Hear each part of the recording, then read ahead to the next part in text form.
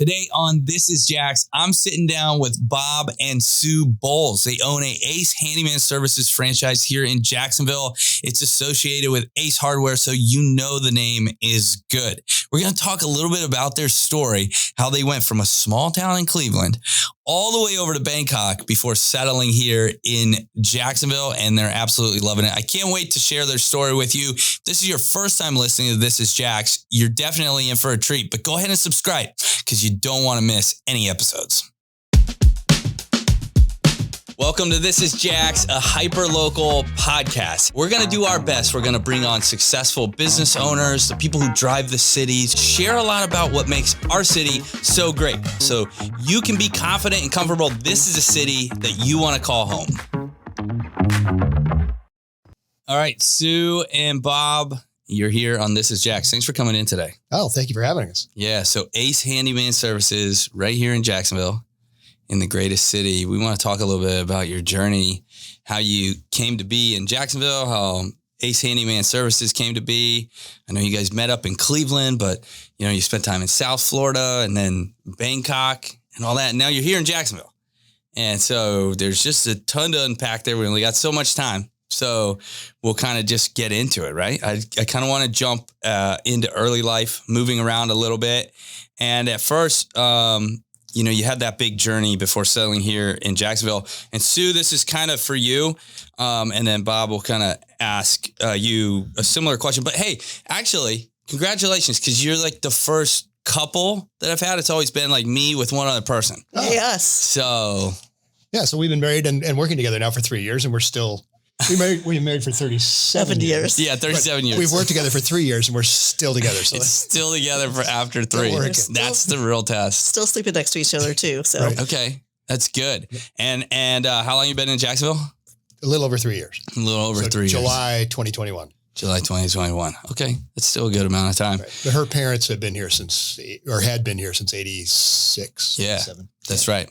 Hey, in fact, Sue, you grew up, the Navy is a big part of Jacksonville, yes. And your father was in the Navy. Yes. And so you maybe had to move every few years or whatever. How did that shape your perspective on life? Oh, I loved it. I thought it was amazing to be able to move and kind of change yourself up every time you move. I mean, sometimes you carry around baggage and it's like, oh, I get to be a new me. And okay. Yeah, I really, really enjoyed it.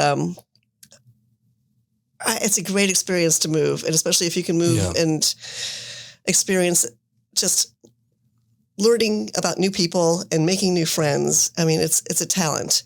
And so many people that get stuck in one place, they have a hard time reaching out and making new friends, Yeah, I've seen that pattern in my own life. I moved a decent amount, not a ton, but enough that now as a grown up or in my early 20s, as I was kind of deciding, I went to San Diego, then I came here to Jacksonville, right? 2 ends of the spectrum, and it was easy. It wasn't like a big deal to just jump into a friend group. Absolutely. And I think that's not for everybody. Right. Yeah. There are some people that don't cope well with that type of change. Right. But, I just think that if you can learn to cope with it, you really become a better person because you learn to experience new things and be able to embrace them instead of being afraid of them. Right. And obviously that's affected you in your adult life, your decision-making, both on business and where you were going to live. Absolutely. Once you grew up. Bob, do you have a similar story? What was your early youth like? I grew up in a small town in Cleveland. It's West Side's Cleveland. Okay. It's small town life. I thought I would die there. Oh, you did? Yeah. So she's a great wingman because I am not a social person. So I just follow her around wherever she goes. So we're getting more stories. And you met in Cleveland? We met in Cleveland High School, actually. Okay. So that's where you were during that time. Mm-hmm. Okay, cool. And that's where you met in high school. Last day of sophomore year.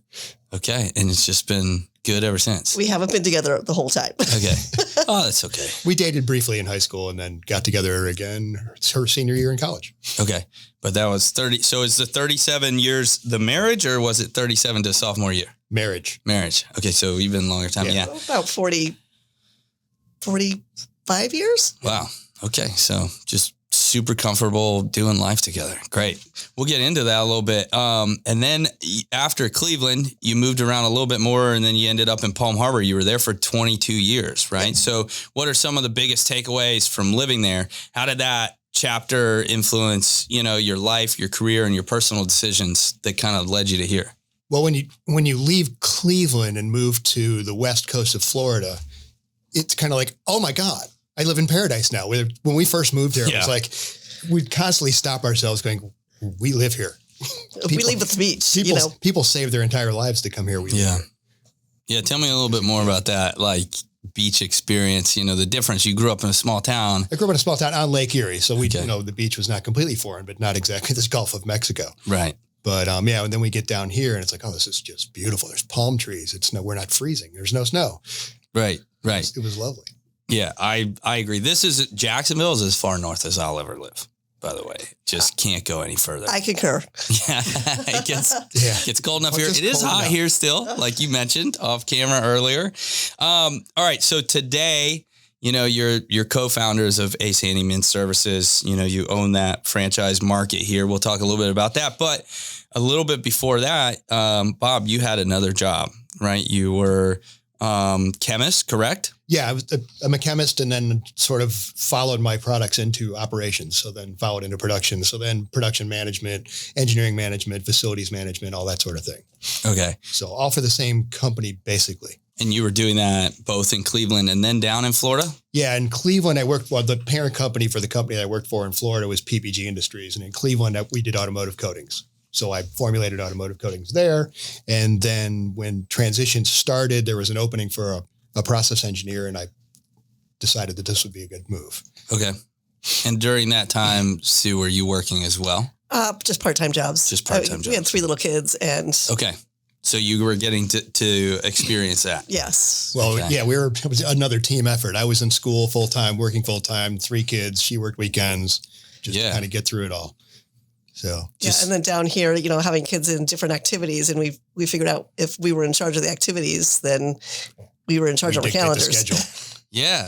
Yeah. Okay. And then so what I kind of want to know is when did the transition come? Well, let's a little bit before that, I guess, is Bangkok, right? Yes. Okay. So how'd you end up in Bangkok? So I worked for Transitions Optical that was sold to one of the co-owners, and they were a French-based company, and they wanted to close the U.S. facility. So they said, "Oh, y'all go away." And you, pointing at me, said, "We've got a position for you in our facility in Bangkok." So we said, "All right, well, we'll go look." Okay. So we'll go look. I'm sensing a little bit of maybe not totally sold on the idea. No way. Not at all. As a matter of fact, I'm out. Loved our home. Moving. Yeah. And, you're in Palm Harbor. We're in Palm Harbor. The beautiful very home, comfortable. beautiful home, very comfortable, really an amazing house. 2 minutes from the Gulf of Mexico. It's beautiful. Then they said, well, we have this opportunity for you. Go over to Bangkok, take your wife, do a look-see. We're like, I've been there. Okay, we'll go.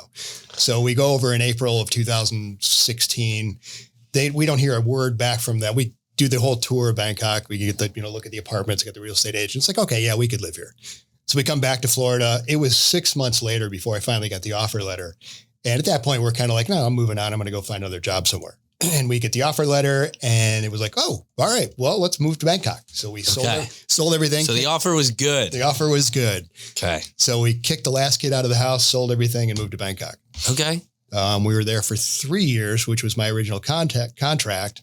And we said, well, let's see if we can extend this, because we weren't done seeing Southeast Asia, and I wasn't quite done with what I was working on. Okay, so tell me more about that. What was your experience like living over there? It's amazing. Amazing. Okay.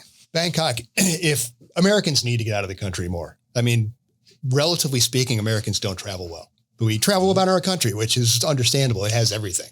Yeah. But seeing other cultures and seeing the way other people live and compared to the way we live, the way we get to live here is really, really valuable. Yeah. It's a really good insight to have. Both the pros and cons, right? Yeah. I mean, simplify. Simplify. Yeah. Yeah. Don't stress about all this noise. Yeah. How was the food over there? Amazing. Yeah. Sue, what was your favorite? Do you have any? No, it was all so good. Some of it was a little bit too spicy, but most of it is too spicy, but you can dumb it down. Yes. There was a good Thai place in Indian Rocks Beach. It was called Thai Pan Alley, and I used to eat there like religiously. That was before Yeah. And I don't see it anymore. I don't think it's there anymore, and I miss it. But I've been searching for good Thai food here, but I don't know. It's hard to find. I mean, you can't get the same ingredients. You don't have the same freshness. Okay, but as somebody who experienced the real deal, are there any hidden gems here in Jacksonville that come close? Or if you were like, yeah, you should try this at least. Well, I just recently tried Bangkok. It was over on Phillips Highway. They just went in. There's another. What's on Riverside? I don't remember. On the park or something? Oh, yeah.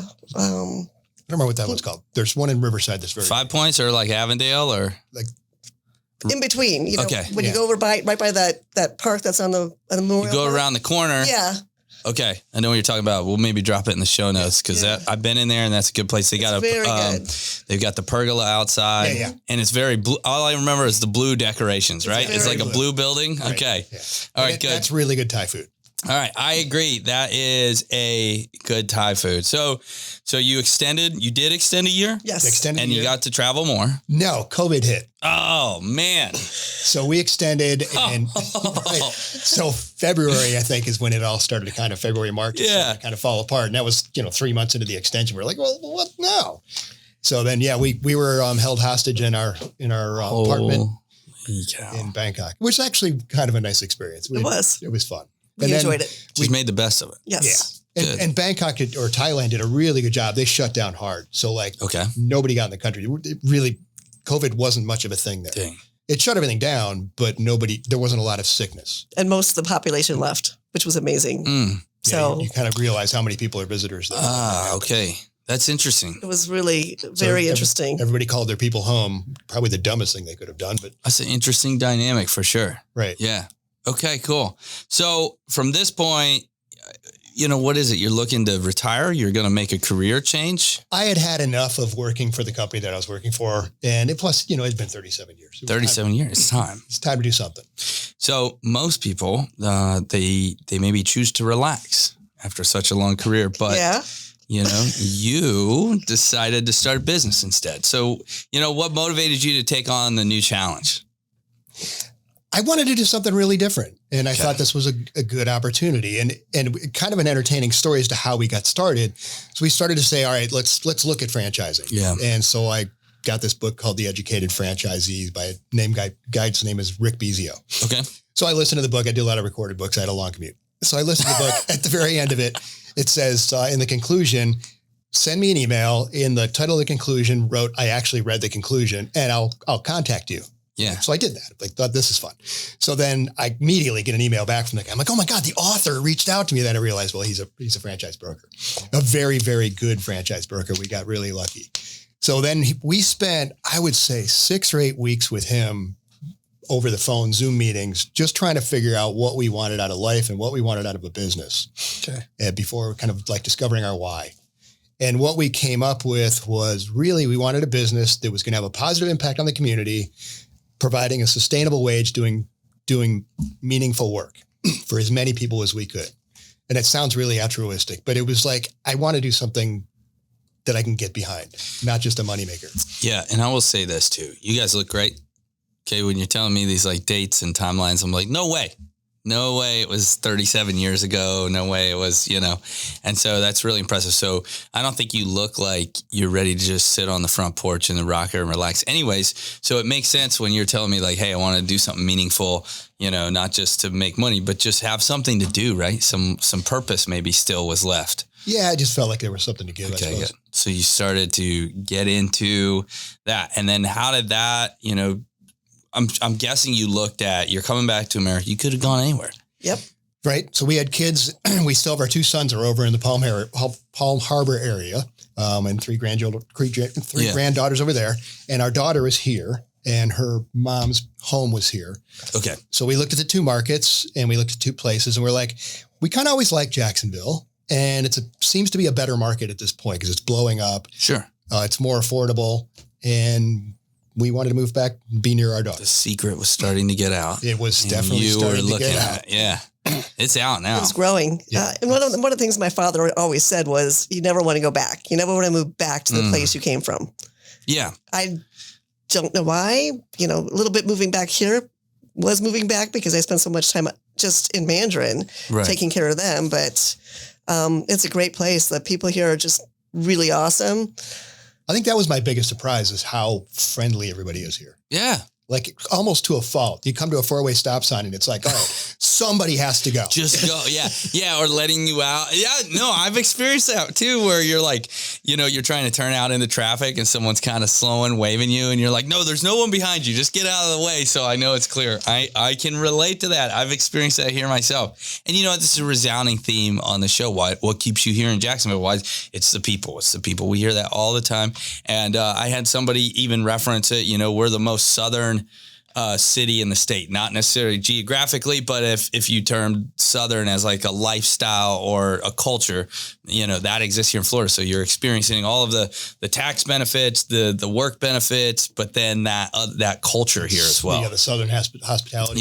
Yeah. We joked that we had to move 3 hours north to get to the South. Yeah, there you go. I do want to say this though. When we moved here, I didn't realize, and I wish not that it mattered. I mean, it would have been actually a positive.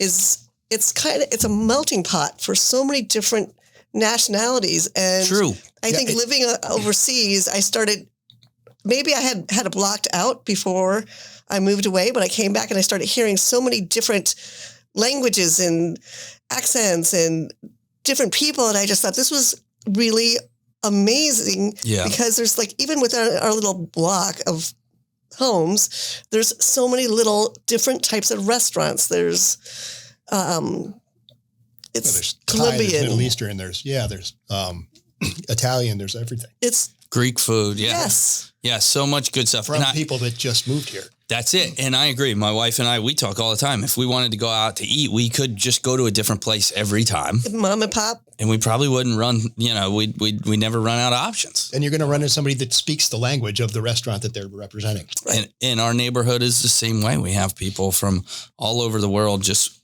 within our little, not even our whole neighborhood, but right on our street, which is incredible. And I always love that too. That is something that I really love about Jacksonville.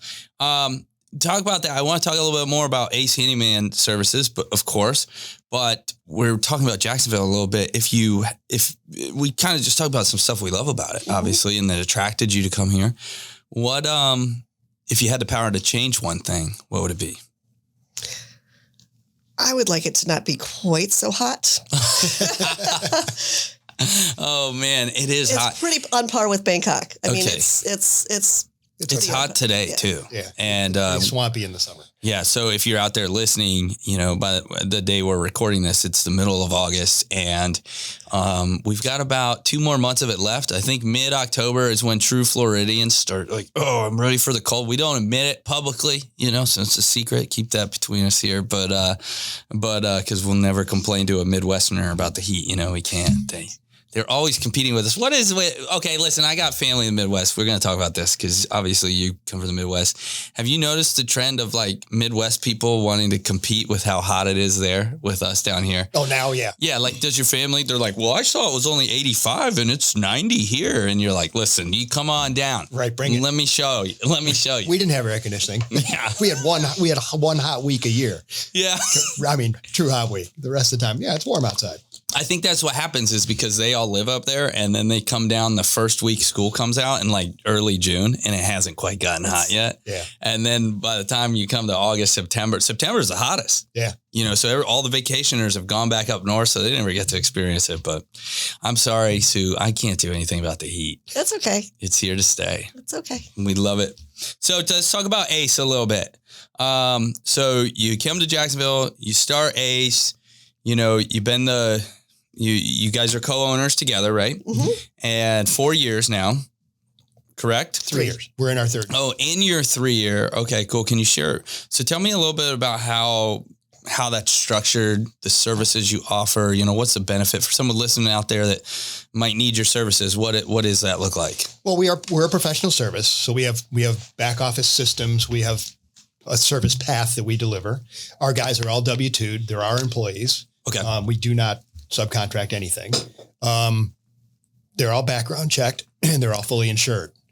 So your homeowners are protected. If we do something, God forbid, that has a horrible outcome, they're covered and they're protected. Okay. And that gets the biggest difference between us and the owner operators that are out there. I mean, there's a lot of great craftsmen out there, that are on the one-man shows. But are they fully insured? Yeah. Are they paying workers' comp? Probably not. Okay. So we have, like on a real estate transaction here in Florida, we have different contracts, and we also have repair requests that the buyer can submit to the seller. And if the seller agrees to do those repairs, there's some verbiage right on the bottom that says, hey, it's got to be performed. A lot of homeowners think they're just going to DIY it, but we have to remind them, hey, you're agreeing to this, and the verbiage is in here that has to be licensed, insured, it doesn't say handyman, but licensed and insured contractor to do the work. So on that, sometimes there are some really small, repairs. What's maybe the smallest job you can take? Like big job, everybody worries about big jobs, but I'm worried about small jobs that I'm like, is it worth it for someone to drive across town to do the work? When we started, we had a 1 hour minimum, and we've just kind of ended that because it's just not financially beneficial for us. And if we charge what would make it financially beneficial for us, it's ridiculous to come out for that. But I mean, we'll come out and change the ceiling fan. Okay. We've gone out and put up letters on a building for somebody. Okay. That's 15 minutes. Okay, cool. What about the largest job? What's some of the biggest stuff? We just did a restaurant build back. So Jet's Pizza up on Atlantic had a water problem, water leakage. Yeah. That was all torn out, dried out, cleaned up. And then now we're back in there putting the walls back up, the stainless steel walls over top of that, putting all the furniture back and fixtures back in place. So okay. Yeah, that sounds like that's like a renovation project. Oh, yeah. Monster. We also did a full renovation for a condo out by the beaches somewhere. Okay. Yeah. Right. Turned out lovely. But we'll do bathrooms. We'll do kitchens. We do, kind of like we update things, if you will. Okay. So if you want to put a backsplash in, give us a call. Now, do either of you spend any time in the field, or are you just I was filling a pothole Saturday morning at a Taco Bell. Okay. In Blanding. Oh, okay. Okay. Yeah. So you do. Yeah, but we do, 4-hour packages, full day packages. It all depends on, your punch list, your honeydew list. Yeah. Those are, our every day. You mentioned the punch lists or the results of an inspection. We love those. Okay. Send us the whole inspection report. We can look at it and go, yeah, you really don't have to do that. Or here's what we can do. Right. We'll do it properly, but you can get away with just sometimes there's silly stuff like a loose outlet. Yeah. Plate. And I'm like, just tighten that thing up, please. Yeah. And we'll screw that on while we're going by to go do the rest of the stuff. So what would be key would be for a seller to do a pre-sale walkthrough. So like my inspector will do a discounted, it's still obviously you got to pay for the service, but it's not necessarily the full service that the buyer might pay for, but the seller can get a pre-listing inspection come through. And then that's a great thing to be, handed to you. I actually do that every time we've sold a house. I've had an inspector beforehand, so we know so they can look at the things that we're not seeing. Yeah. Even though we both see and we're handy, we can do stuff. Right. It's just a third set of eyes for somebody that's not been in the house. Then you know what they're going to find. Right. Or you as a homeowner can go tighten those things so that they don't find them and they don't ask you to pay, Right. Anyway, it sounds really great because handyman, that's kind of one of the toughest, it is tough to find. The guys are unicorns. They're gifted. They're gifted craftsmen. They could do so much stuff, woodworking, drywall. They could do so many things. They're hard to find. Really, they are. So how, and so jumping into the business world, what role do you think Jacksonville has played in the success of your business? I mean, it's 3 years. You're obviously continuing to see growth and, sustainability, if anything. I know the market's up and down, and right now we're in the middle of an election year. So there's a lot of different, even like my industry, we're reading reports, such and such percentage, 38% of buyers are going to wait until after. And that's right after. Now we just hit the back to school slowdown. Do you see any seasonal in your handyman services? Do you see seasonal swings as well? Yeah, This is our busy season. Okay, yeah. Starting in for August. For Jacksonville. It's going to differ across the country, and we are a national brand, but it's going to be different, and but we're not going to advertise, getting your yard plowed, because your driveway. Driveway. I meant sorry. Yeah. Okay, I see what you're saying. Man, very cool. I like everything I'm hearing about. I know me personally, there's definitely a need for that. And, I haven't had anybody, so it's unique even meeting you. And we met at Jax Chamber event. Yes. And so what can you tell me, what else about the city, I guess, in the business have you seen aside from, us sitting here together? Have you seen any other positive connections? I think the networking groups here in Jacksonville are amazing. A great way to, if you move to an area and you're starting a business, I really think that is a just remarkable place to meet people like myself moving here. Yeah. Not only am I moving from another country to Jacksonville, I don't have any friends here. So I need to make friends, and I'm more of a social person. So it was really kind of it was hard for me at first. It's like, well, first I'm going to make friends and find out who I'm usually compatible with everybody, but I'm going to make friends and then we'll go from there because Jacksonville is a slow burn. People want to get to know you before they really want to do business with you. Right. But I mean, I've created some great friends, people that I can call if I wanted to go do something or just, had some questions and go out with and have, a nice cup of coffee or a cocktail and go to a party. So that's great. Yeah. And that's what I hear at the chamber too. Everybody talks about being friends and they're like, well, we became friends because we were here first, intentional kind of. Yeah. But the support seems to be great. Can you expand on that a little bit? You touched on it, going to different events. Now they offer that one in particular. They offer several different kinds of they have the luncheons, they have the networking in the evening, and then they have kind of the learning ones. Oh, they are. Which ones are your favorite? I think I like the special events, the Professional Women's Council. Okay. I do like the special events. Like they have the longest table, I think is a really fun event that happens February, November or December, I think. I think it's the holidays. It's cold, yes. Yeah. Just a great event where they set up a huge table that's in front of the chamber and, they only have so many tickets. So if you want one, you got to get one. Yeah. We didn't get to go last year, so. I know I have to get on there. I have to remember myself to schedule out a month in advance and start doing, because some of this stuff does fill up. I saw there was one, it was a river cruise, limited spots to go on this. Was that one? I haven't been able to make that one either.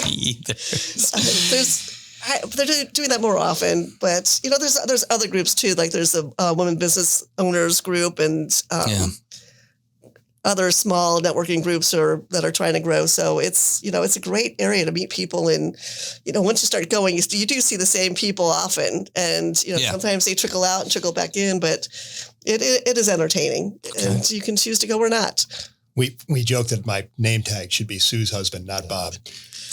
when I go around Jacksonville, it's an amazing place because it is, that whole giant small town thing. Yes. People just know each other. Yes. I'll walk around, I'm Bob Bowles. I'll say, oh, you're Sue's husband. Yeah, they already know. Yeah, that's her name. It's remarkable. That's it. And you know what? We went to a concert in St. Augustine, and I know, so for the listeners out there, a lot we talk about Jacksonville and we kind of suck in the surrounding area. It's so big that it just swallows up these areas. So Northeast Florida, we call Jacksonville, right? Almost. I do, at least. I don't know if me too. I don't know if everybody else shares that, but because in 30 minutes I'm at the amphitheater in St. Augustine from where I live in Jacksonville. Love that. Great venue. And we just saw some bands that were from the early 2000s, from my time period, that are finally getting back on the road. But even there, I was like, oh, that's so-and-so the photographer. Oh, that's a guy I interviewed on the podcast recently that owns this marketing business. And meeting other people there. It's a couple from my BNI group. Right. Which is crazy, right? And that happens here. So the biggest small town. So speaking of that, and we'll end on this note, I know we could talk for days. It seems like you guys are easy to talk to. So I love it when I have guests that are happy to share. And you have a lot of life experience from Florida to Cleveland, Bangkok, back to Jacksonville. So when you're looking back, and I don't think you're going to be, I don't see the front porch rocking chair anytime in your future, really, to be honest, but envision that years down the road, you're sitting in that rocking chair and you're looking back at life and you're thinking about your life. If Jacksonville was a chapter in your story, what would be a good title for that chapter?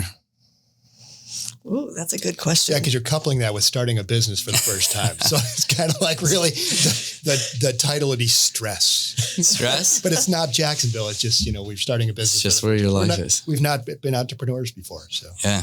Okay, that's good. So it's going to be the story of that entrepreneurial growth. Yeah. But I will couple that with the people here are amazing. It's awesome. It really, really. It's a great place to live. It is a great place. It's so easy to get around from one place to the next. And I know we all complain about the traffic, but relatively speaking, this is easy. Right. Yeah. Go to some other major cities. Right. Yeah. Or our roads. People, I had family in town from Illinois, and, I've been up on their roads, but right.